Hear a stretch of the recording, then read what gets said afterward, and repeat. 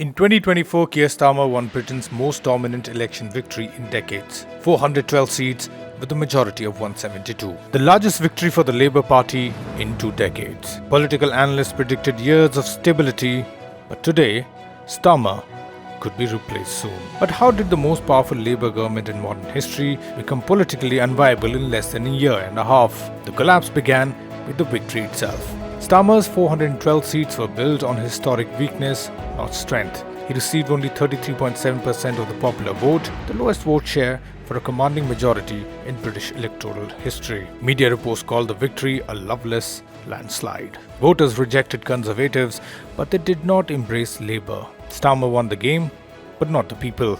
And within months, cracks appeared. Starmer promised welfare cuts, but over 100 Labour MPs rebelled. Starmer dismissed this uprising as noises off. Instead of responding to discontent, he attempted welfare reform that would harm disability claimants. He cut winter fuel payments affecting 10 million pensioners. He delayed child benefit implementation. Each policy alienated the working class base that elected Labour. Then came the broken promises.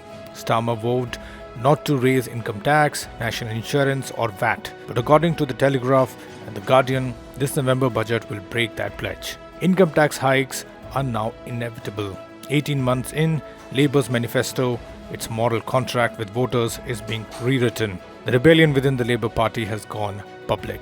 Newly elected Deputy Leader Lucy Powell warned that breaking tax promises would damage trust in politics. She herself won the deputy leadership by opposing Starmer's direction. Inside cabinet, ministers are no longer whispering.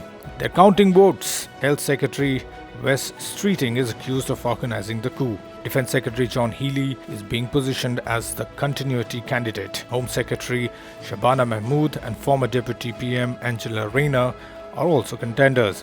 Downing Street insists Starmer will fight any attempted coup, but the need to issue such a warning reveals how close one already is. The public collapse also mirrors the internal one. Reform UK now polls above 30%. The Conservatives trail at 26%.